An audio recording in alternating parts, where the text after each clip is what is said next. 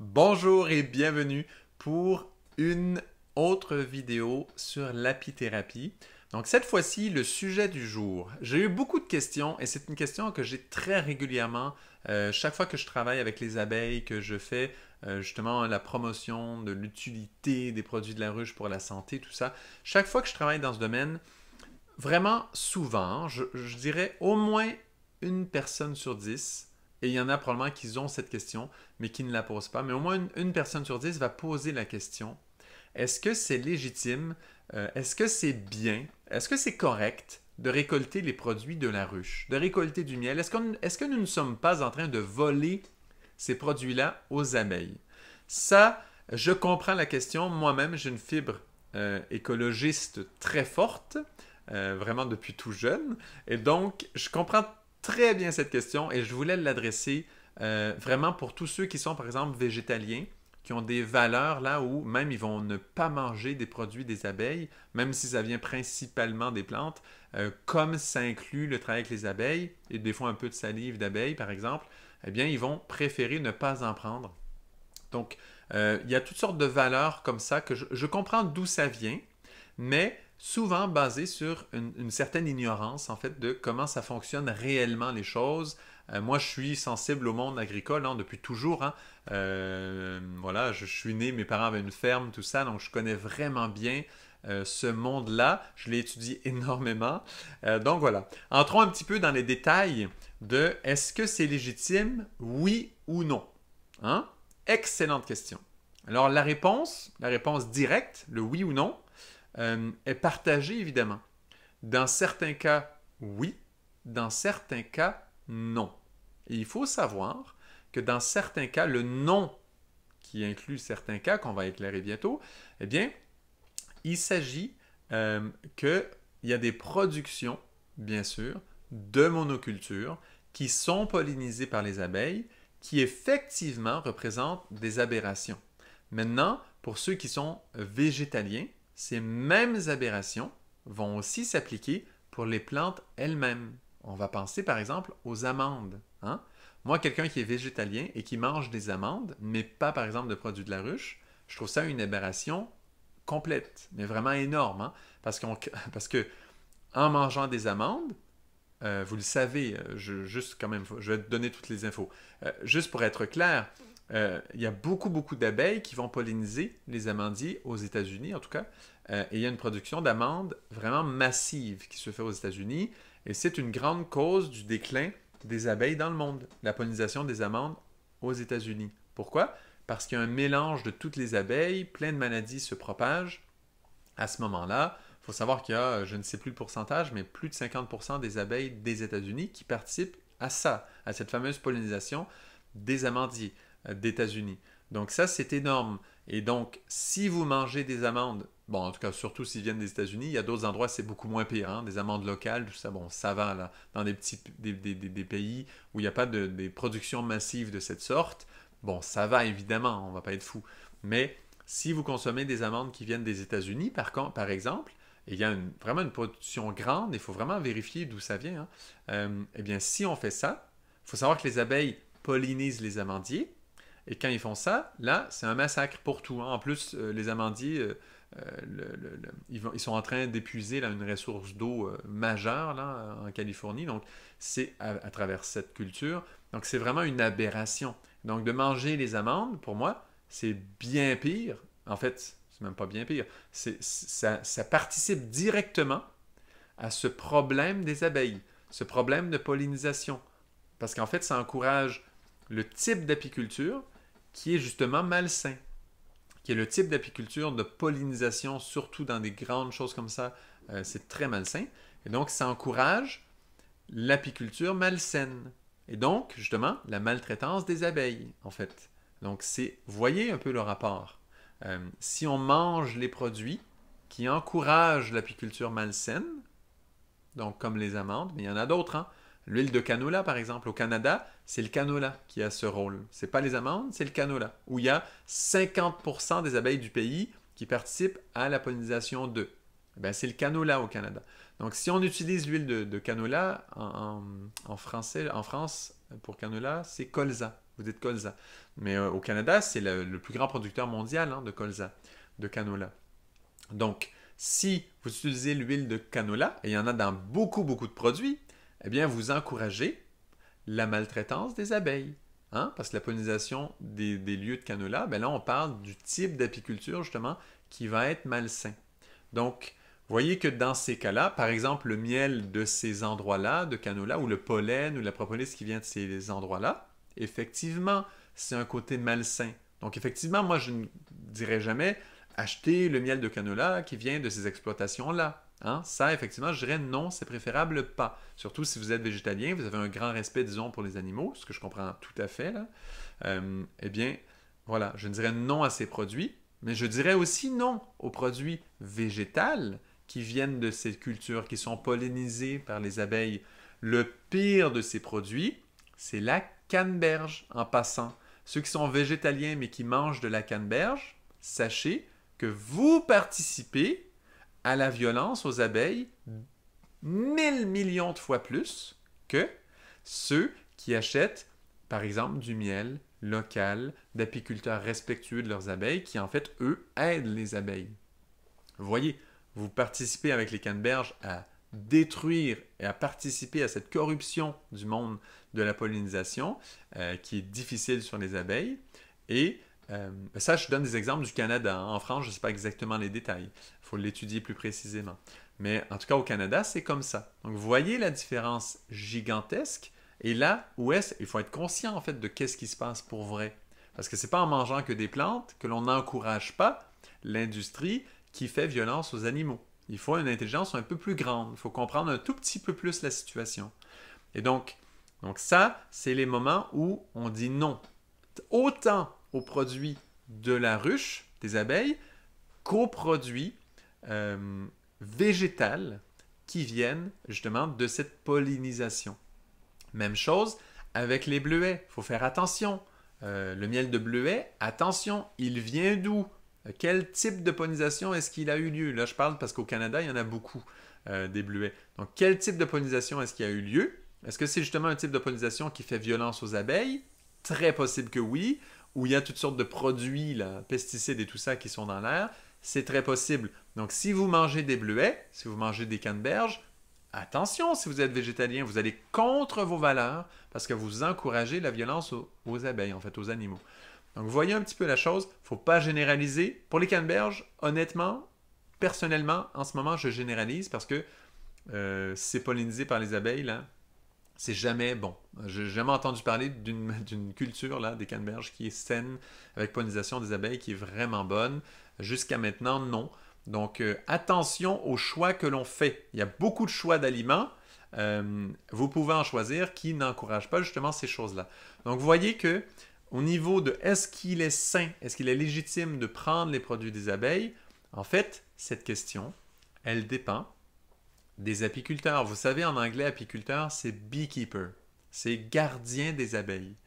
Et vraiment, être apiculteur, c'est être gardien des abeilles. Ça veut dire qu'on les protège. On prend soin de nos abeilles.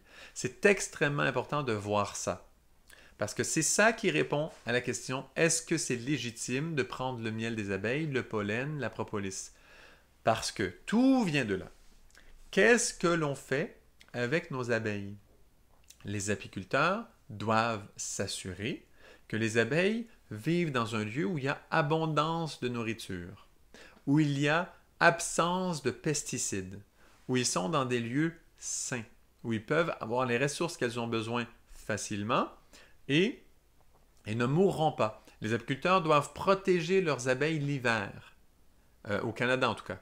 Ils doivent s'arranger, s'assurer que les abeilles ne meurent pas l'hiver, s'assurer que les abeilles sont dans des bonnes conditions, qu'elles n'ont pas froid, les isoler un peu plus que moins, prendre soin un peu des abeilles. C'est ça, encourager les abeilles, c'est ça être gardien des abeilles. Ils doivent aussi, s'il y a des maladies, doivent s'assurer que les abeilles ne meurent pas de la maladie. Et le plus possible, si possible, et normalement c'est possible, le faire avec des produits qui sont biologiques, des produits qui sont le moins violents possible, le plus doux possible pour les abeilles. C'est de ça dont on parle quand on parle d'être apiculteur. Parce que le rôle de l'apiculteur, c'est quoi? C'est de s'assurer que les abeilles sont en santé, vivent bien, parce que c'est gardien d'abeilles, hein, rappelez-vous, hein, et donc qu'ils ont toutes les conditions pour être bien. Donc, si l'on prend ça en compte, sachant que l'on ne mange pas les abeilles, hein, on n'est pas en train de les détruire, de les maltraiter, si on prend un vrai soin des abeilles, en réalité, les apiculteurs aident les abeilles. Mais vraiment pour vrai, hein, et ils ne les détruisent pas, là. Ils les aident. Là où ça se corse, c'est est-ce que les abeilles vraiment vont prendre soin ou pas? S'ils prennent soin et ils aident vraiment à ce que les abeilles soient toujours entourées d'un lieu où il y a beaucoup de nourriture pour les abeilles, eh bien, là, vous allez voir à quel point c'est légitime de récolter les produits de la ruche.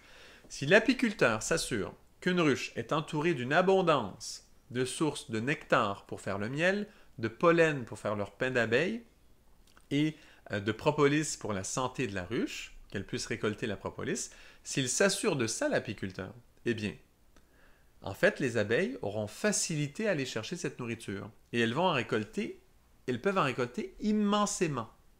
Donc, en échange de cette aide de l'apiculteur, de s'assurer que la ruche est dans un endroit où il y a abondance de nourriture, où l'abeille fait des voyages qui sont très faciles, où elle ramasse énormément de nourriture, effectivement, elle récolte une surabondance. Et ça vient de l'aide et du soin de l'apiculteur. En échange, l'apiculteur peut prendre une partie de cette production. Et là encore, il y a une question. Est-ce que l'apiculteur prend tout et remplace par du sirop de sucre pour vendre et faire plus de profit? Grande question. Au Québec, en passant. Au Québec, il est dit, la grande pensée, hein, c'est qu'on ne peut pas laisser le miel aux abeilles l'hiver. Il faut leur donner absolument du sirop de sucre qui est, soi-disant, plus facile à digérer. Eh bien, il y a des apiculteurs au Québec qui laissent le miel des abeilles à leurs abeilles et ça fonctionne très bien. Parce que le miel d'automne des apiculteurs au Québec, eh bien, souvent, il y a beaucoup de minéraux dedans et parfois, les abeilles ont de la difficulté à le digérer et ça va amener des genres de diarrhée, dysenterie, toutes sortes de problèmes de digestion aux abeilles. Et donc, il y a cette question-là. Mais il faut savoir que c'est possible de le laisser. Il y a des apiculteurs qui le font. Il faut s'informer. Il faut bien le faire parce que ça peut vraiment faire des problèmes hein, si on n'en prend pas réellement soin de cette question. Donc, je la comprends le point 1 parce que c'est vraiment ça qui est encouragé partout. Il faut tout enlever le miel des abeilles et remplacer, donner du sirop de sucre aux abeilles pour qu'elles fassent un miel de sirop de sucre. Ça, là, si vous êtes au Québec, c'est ce qui se fait dans 99% des apiculteurs font ça, juste pour être clair. Même les bio, hein. Donc, c'est quelque chose qui est vraiment gros comme ligne. Donc, sachant cela, sachant qu'il y a des apiculteurs qui pourtant laissent le vrai miel des abeilles et ne le remplacent pas par du sirop de sucre, c'est quelque chose à considérer. Est-ce qu'on prend vraiment soin des abeilles ou est-ce qu'on enlève tout parce que finalement c'est pratique, ça fait qu'on fait plus d'argent? Là, on vole un petit peu plus les abeilles. Si dans notre gestion, il faut donner le sirop de sucre, sinon elles meurent, c'est une autre question. Parce que sinon, si elles meurent, ben, ce n'est pas un grand soin des abeilles. Donc, voyez, il y a toutes sortes de questions qu'il faut prendre en considération. Si on fait bien les choses et si l'apiculteur fait le bon choix, qui prend un réel soin des abeilles, il y a toujours une partie qui va pouvoir lui revenir. Pareil avec le pollen. S'il y a abondance de fleurs qui donnent beaucoup de pollen autour, moi par exemple, avec mes ruches cette année, j'ai mis les trappes à pollen pendant des mois. Et honnêtement, les cadres à l'intérieur des ruches sont bourrés de pollen. Il y a une abondance de pollen à l'intérieur parce que c'est des trappes qui permettent aux abeilles d'entrer du pollen par des petits trous et ça leur suffit amplement. Il y a une abondance de pollen, là, de pain d'abeille dans la ruche. Honnêtement, c'est énorme. Pourquoi? Parce qu'il y a une abondance florale autour. Je prends soin que les abeilles soient à des endroits où il y a une abondance de pollen, de nourriture. Et là, la question, est-ce que le nombre de ruches, par exemple, que l'apiculteur met à un endroit, s'il met trop de ruches à un endroit, il va avoir rareté de nourriture, et là, il y a rareté. Là, si on récolte, c'est pas bien, parce qu'on est en train, là, à ce moment-là, de voler les abeilles. Mais s'il y a peu de ruches, et qu'il y a une abondance de nourriture pour le nombre de ruches qui se trouvent à cet endroit, eh bien, dans ce cas, récolter, par exemple, pour moi, hein, là où je mets mes ruches du pollen, il n'y a aucun problème. Et j'entends souvent des apiculteurs dire moi je ne récolte pas le pollen parce que ils en ont besoin pour les bébés, pour ci, pour ça. C'est voler les abeilles que de récolter le pollen. Tout à fait non, en fait, c'est tout à fait faux. Ça dépend, ça dépend vraiment de est-ce qu'on prend soin que les abeilles soient dans un endroit où il y a abondance de nourriture. Si oui, s'il y a abondance de pollen, pas seulement de nectar, mais aussi de pollen, eh bien, aucun problème, on peut récolter et du pollen, moi je vous garantis, hein, il y en a plein dans la ruche, mais vraiment, hein, ça déborde. Et donc, il n'y a aucun problème à ce niveau, à ce niveau-là. Donc ça, c'est important. Même chose avec la propolis. Et avec la propolis, ça prend, oui, une abondance. En général, dans les pays, on va dire du nord, là, l'hémisphère nord, sans être, bon, il y en a qui sont hémisphère nord, mais quand même assez sud. Mais bon, en général, Canada, Europe, tout ça, beaucoup de la source de propolis va venir des peupliers, différentes sortes de peupliers. Et donc, juste s'il y a des peupliers autour, et c'est très souvent le cas, parce que les peupliers sont extrêmement communs, en tout cas ici au Québec, les peupliers faux-trembles sont extrêmement communs, eh bien, il y a très souvent une certaine abondance de propolis dans la nature. Donc là, ce n'est pas seulement le critère de est-ce qu'il y a abondance ou pas. Au niveau de la propolis, c'est est-ce que l'on a des abeilles qui aiment récolter la propolis ou pas? Parce qu'il y a il y a certaines abeilles, il y a certaines lignées d'abeilles qui aiment récolter la propolis et d'autres qui aiment moins récolter la propolis. Et en fait, c'est un peu génétique. Et pendant très longtemps, en tout cas en Amérique du Nord, mais probablement qu'en Europe, dans certaines régions aussi, il y a eu une sélection pour choisir des lignées d'abeilles qui récoltent moins de propolis. Pourquoi? Parce que dans la ruche, la propolis fait que tout est très collant. Et donc, c'est difficile de travailler dans une ruche quand c'est bourré de propolis. Donc, si on a des lignées d'abeilles qui récoltent peu de propolis, ça veut dire qu'elles ont moins de propolis à mettre dans leur ruche. Encore une fois, la propolis sert pour l'immunité de la ruche, pour la santé de la ruche. Si on en a peu, eh bien, d'en récolter, effectivement, c'est un peu moyen, parce qu'on n'a pas abondance de propolis. Si on a des ruches qui en récoltent énormément, eh bien, qu'est-ce que c'est facile d'en récolter une partie, voyez? Donc là, encore une fois, ça dépend du soin de l'apiculteur. Est-ce qu'il prend soin qu'il reste de la propolis dans sa ruche? Et c'est souvent pour ça qu'on dit qu'il faut récolter avec les grilles à propolis et non simplement juste le grattage, parce qu'il faut leur laisser de la propolis pour leur propre santé. Donc, voilà, c'est un peu ça la question. Si on a des apiculteurs qui prennent soin, qu'ils aient des lignées d'abeilles, qui fournissent, qui récoltent suffisamment de propolis, évidemment qu'on peut en récolter une partie. Il y a une abondance. Et c'est toujours ça la question, ce sont des échanges. À quel point est-ce qu'on travaille de façon harmonieuse avec nos abeilles? Très souvent, dans les monocultures, quand on pousse les abeilles à polliniser, eh bien, qu'est-ce qu'on fait? Souvent, il faut un peu priver.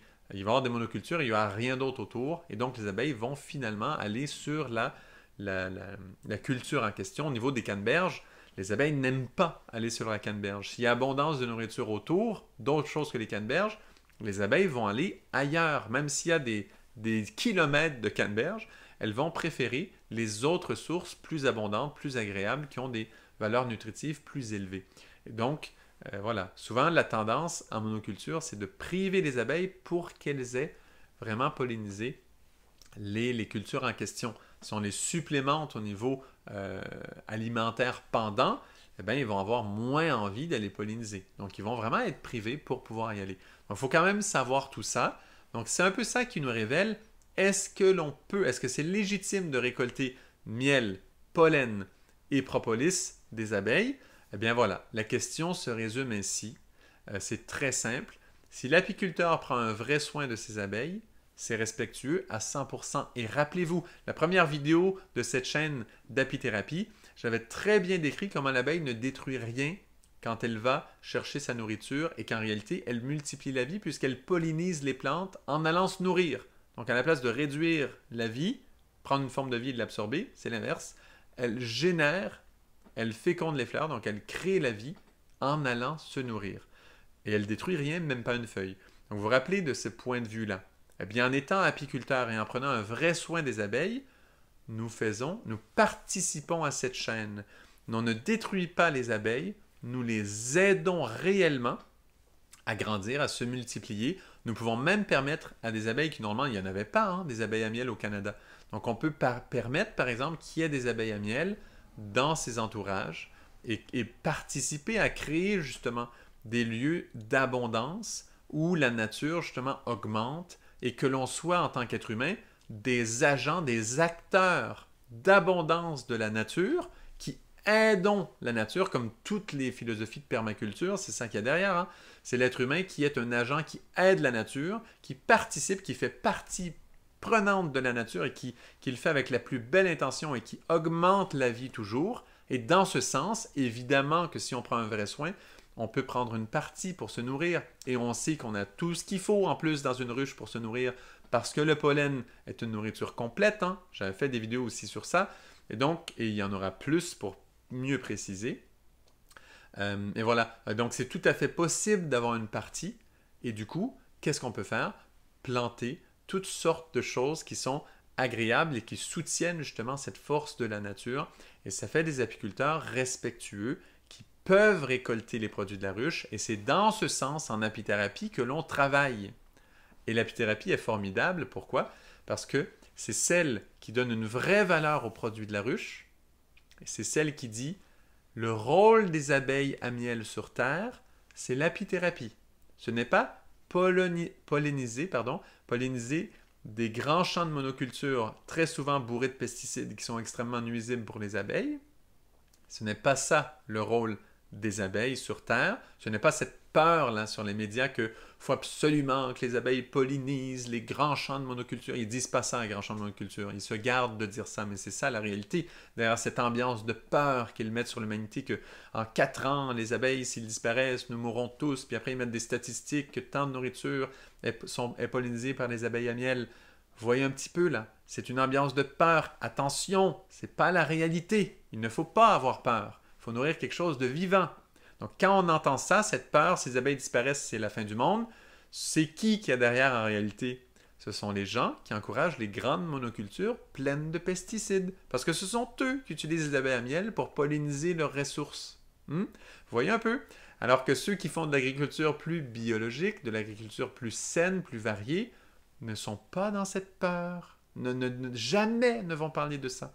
Eux, ce qu'ils disent, c'est l'apithérapie. C'est les produits de la ruche sont de telle qualité que l'on peut s'en nourrir au niveau nutritif avec le pollen. On peut se guérir au niveau de la santé là, pour soutenir le système immunitaire. En ce moment avec la COVID, là, vous imaginez, la puissance de la propolis contre les bactéries, les virus, les microbes, même les fungi, là, les champignons, là, tout ça. Alors, on peut se protéger avec la propolis de tout ça pour notre propre santé. Et avec le miel, on peut l'utiliser pour les pansements, on peut évidemment le manger aussi, mais on peut l'utiliser pour toutes sortes de choses, pour la santé également. Donc, vous voyez que c'est le point de vue de l'apithérapie qui donne aux abeilles leur vrai rôle et qui permet de réellement récolter les produits de la ruche en toute légitimité entière. Et ça sépare deux mondes, ceux de la pollinisation extrême qui en réalité encouragent quoi? Très souvent, ça va être des trucs Monsanto finalement, ça va être des grandes productions, monocultures, tout ça, qui soi-disant finalement vont nourrir la planète, mais vous savez qu'il y a tellement de gaspillage, il y a tellement de choses comme ça. Voilà, c'est un monde relativement corrompu. Mais il y a des exceptions quand même. Hein. Je ne veux pas tout détruire là. Je n'ai pas cette volonté-là de vouloir tout jeter à la poubelle. Mais pour ceux qui se posent la question de la légitimité réelle, est-ce qu'on peut, en toute éthique pleine et profonde, récolter des produits de la ruche? C'est la réponse.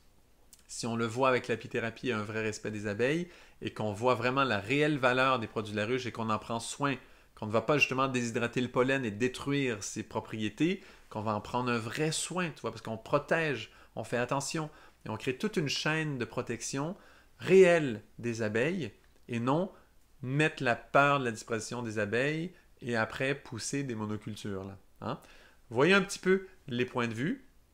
J'espère que c'est suffisamment clair et que vous avez bien suivi et que vous comprenez que c'est tout à fait légitime de récolter pollen, miel, propolis des ruches. surtout si on prend vraiment soin des abeilles. En fait, seulement si on prend vraiment un vrai soin des abeilles, qu'on s'assure qu'elles sont dans des bonnes conditions, pas de pesticides, tout ce que j'ai nommé. Hein. J'ai nommé plein de critères, il y en a au moins 6 que j'ai nommés.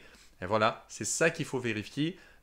Et si vous avez un apiculteur qui vous dit n'importe quoi, hein, qui vous dit ah, mais oui, moi je fais tout bien. Là. Et vous posez toutes les questions et il répond tout bien. Hein, vous dites est-ce qu'il y a des pesticides? Il vous dit non. Est-ce qu'il y a ci? Il vous dit non. Et là, vous pensez que c'est parfait. Eh bien, la grande question à poser, la question finale à un apiculteur pour savoir si les produits que vous prenez de lui sont vraiment bons ou pas, la question est qu'est-ce que vous faites quand vous n'en avez plus du miel à vendre? Qu'est-ce que vous faites quand vous n'avez plus de pollen à vendre? Qu'est-ce que vous faites? Est-ce que vous êtes sold out? Quelle est votre façon de faire? Parce que parfois, il y a des apiculteurs qui vont jouer un petit jeu. Ils vont, oui, avoir en façade quelques ruches et ils vont être bien, mais derrière, il y en a, hein, ils vont importer de Chine, ils vont pas faire attention d'où ça vient, ils vont même pas dire d'où ça vient, ils vont surtout pas le mettre en avant.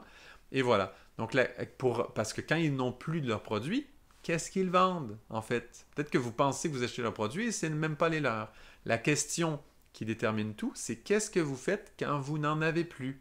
Sachez que s'il s'agit d'un producteur qui a une grande éthique, eh bien, il saura vous donner une réelle réponse à ça. Vous verrez que c'est réel parce que les producteurs qui ont une vraie éthique, en général, ils sont toujours sold out. Ils sont toujours à un moment donné où ils n'en ont plus de leur produit parce que, un, leur produit est bon, donc tout le monde le veut. Et deux, voilà. Et deux, ils font pas une surproduction. Et souvent, ils vont avoir un marché suffisamment grand quand même pour écouler leurs produits. Et donc, ils vont pouvoir leur dire, ben, effectivement, on n'en a plus. Ou ils vont sourcer un produit quelque part, ils vont pouvoir vous dire d'où ils le prennent pour être certain de ne pas manquer. Là. Donc, vous verrez, mais c'est le genre de questions à poser pour ceux qui se demandent est-ce que c'est légitime et qui ont vraiment une vraie éthique sur les produits qu'ils veulent manger. Ben, pensez-y, d'où ça vient, voilà, toutes les questions, tous les critères déjà que j'ai donnés, mais cette question additionnelle, c'est un petit truc que je vous donne là maintenant. Je le répéterai dans d'autres capsules, d'autres vidéos, parce que c'est vraiment important. Hein. C'est ce petit truc-là qui détermine tout. Que faites-vous quand vous n'en avez plus? Et ça, c'est la question terrible, parce que quand on veut vendre à grande échelle, ben, la grande question que tout le monde pose, tous les grands distributeurs, c'est pourrez-vous fournir? Vous voyez? Et donc, si un produit est comme ça, là, bien en vogue, eh bien, il faut vraiment se demander d'où est-ce qu'il vient et qu'est-ce qui se passe quand ils n'en ont plus. Parce que si c'est un vrai produit respectueux, presque sûr qu'à un moment donné ou un autre, il n'y en aura plus. Voilà, ça sera écoulé. Voilà, je ne me répète pas plus que ça. Merci beaucoup d'apprécier. Une petite chose quand même que je voulais ajouter, parce que je mets toujours un petit clin d'œil qui va un peu plus loin et qui pousse cette réalité plus loin de l'apithérapie, de l'apiculture, c'est de voir juste quand même de creuser un tout petit peu ce niveau. Les abeilles, voyez ces deux rôles. Est-ce que le rôle de l'abeille, c'est polliniser des champs de monoculture et ça vient avec la peur de les abeilles qui disparaissent. Si les abeilles à miel disparaissent, eh bien, voilà, tout s'écroule. Ce qui va s'écrouler si les abeilles à miel disparaissent, sachez, hein, c'est les grands champs de monoculture. Ben, quoi qu'ils vont trouver d'autres façons. Mais donc, ça ne s'écroulera pas vraiment. Mais c'est plutôt ça qui est en cause, parce que les petits endroits, de toute façon, il y a des abeilles solitaires qui vont polliniser. Je ne rentre pas dans les détails, mais en gros, deux lignes. Est-ce que les abeilles à miel sont des esclaves, moi je dirais même, de pollinisation, ou est-ce que les abeilles sont plutôt ces êtres qui partagent avec nous des produits d'apithérapie, des produits qui ont une grande valeur ajoutée, qui doivent être considérés avec grand respect et qui ont une grande valeur en fait, parce qu'il y a une valeur ajoutée pour notre santé, une valeur ajoutée pour voilà, tout ce qu'on a nommé là. Donc, il y a deux façons de voir le rôle des abeilles. Eh bien, de la même façon, il y a deux façons de voir aussi notre rôle en tant qu'être humain sur Terre. De la même façon, est-ce que notre rôle, c'est d'avoir un emploi, de faire avancer le système quelque part, de jouer notre rôle dans la société, voilà, de dire moi j'ai fait ça, j'ai bien servi la société. Est-ce que c'est ça que l'on encourage? Ou est-ce que c'est pas plutôt ce que l'on vit intérieurement, la richesse de notre vie intérieure, de ce qu'on partage avec les gens, de ce que l'on nourrit, de toutes les initiatives que l'on va faire naturellement, est-ce que la richesse de l'être humain ne serait pas plutôt là? Est-ce que c'est pas plutôt là qu'il y a une valeur ajoutée qui va beaucoup plus loin, qui touche notre santé mentale, notre santé émotionnelle, qui après va développer tous les principes pour prendre soin de tout ce qui nous entoure sur Terre? Est-ce que ça ne serait pas la valeur de l'humanité d'être capable de faire une grande famille unie sur Terre qui est capable de vraiment voir les priorités, de bien juger qui peut faire quoi, puis tu vois, quelque chose de beaucoup plus sain et noble que de dire je joue mon rôle dans la société actuelle, je remplis ce métier, je remplis cette fonction, hein, toutes ces fonctions qui sont mises, comme cette fonction de pollinisateur que l'on donne à l'abeille et que l'on défend, là, et même les écologistes se font prendre, là, 90% hein, des écologistes se font prendre dans ce piège de cette peur des abeilles qui disparaissent et tout. Bon, ils s'en servent pour combattre les pesticides, je comprends. Il y a quand même, évidemment, toujours un bon côté. Hein. Donc ça, c'est très utile quand même. Mais on pourrait combattre les pesticides aussi avec le point d'apithérapie en passant. Mais cela étant dit. Mais voilà. Donc ils s'en servent de cette façon, je comprends. Mais c'est vraiment une façon de mettre la peur. Et de la même façon, dans le système, notre rôle qu'il faut jouer, notre rôle qu'il faut être à notre place, qu'il faut remplir cette fonction-là, eh bien, est-ce qu'il n'y a pas là aussi quelque chose qui est un tout petit peu mal cadré, à côté, et qui n'aurait pas une valeur beaucoup plus grande à l'être humain que l'on ne regarde jamais? Moi, en fait, l'invitation que je vous fais avec cette capsule, c'est de réfléchir quelques instants au rôle que l'on se fait croire que l'on a, et que si l'on ne remplirait pas ce rôle, mais ce serait donc terrible. Ça serait terrible s'il n'y aurait pas telle fonction dans la société qui serait remplie. Ce serait tellement là, ce serait terrible. Vous avez vu, hein, avec la COVID, il y a des métiers qui ont sauté complètement. On a très bien vécu. Bon, tout ça pour dire, voilà, le rôle qu'on se fait croire que l'on joue dans la société et que c'est comme ça qu'on remplit notre rôle dans la société, on se fait croire que c'est ça la priorité. On se fait croire que c'est ça le sens un peu de notre vie. Que c'est un peu presque même, il y en a qui disent notre mission de vie. Là. Mais est-ce qu'il n'y aurait pas un autre niveau, tout comme pour les abeilles, ce côté apithérapie, qui est beaucoup plus profond, beaucoup plus vrai, beaucoup plus nourrissant, qui n'est pas basé sur la peur, mais qui est basé sur justement quelque chose de vivant, quelque chose qui amène la santé sur plein de plans, et qui amène une logique énorme à tout ce qui se passe autour de nous. Donc, je voulais juste vous faire un petit lien entre ces deux choses-là. Et il y a vraiment une réflexion à avoir et voir comment est-ce que l'on pourrait fonctionner. Il faut se poser ce genre de questions parce qu'il y a des beaux changements qui s'en viennent. Vous voyez avec la COVID, tout ce que ça suggère comme changement au niveau du fonctionnement de la société. Si on ne veut pas entrer dans des fonctionnements qui encouragent cette ligne que l'être humain doit remplir sa fonction, doit pouvoir faire son travail, doit avoir l'emploi qui fait ci et ça. Vous voyez, a tel besoin, donc il doit faire ça. Qui nous a dit qu'on a ces besoins-là? Hein? Il y a des besoins qui sont à remettre en question.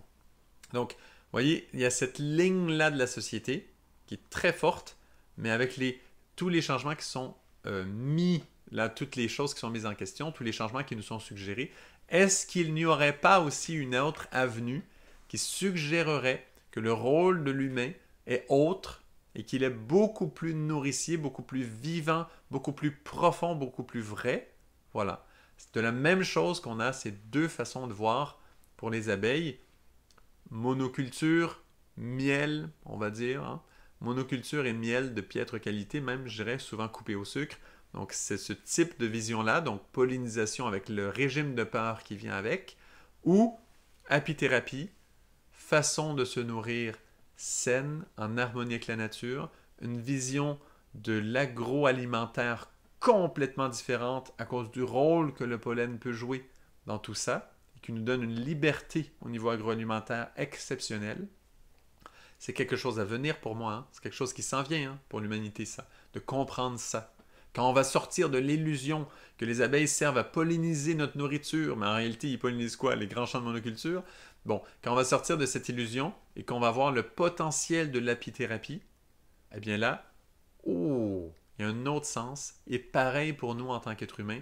Et si notre vie avait un sens plus grand que celle de remplir notre fonction, d'élever nos enfants, de faire ci, de faire ça. Évidemment qu'il faut chérir tout ça. Il ne s'agit pas de réduire ça à ne rien faire. Évidemment non.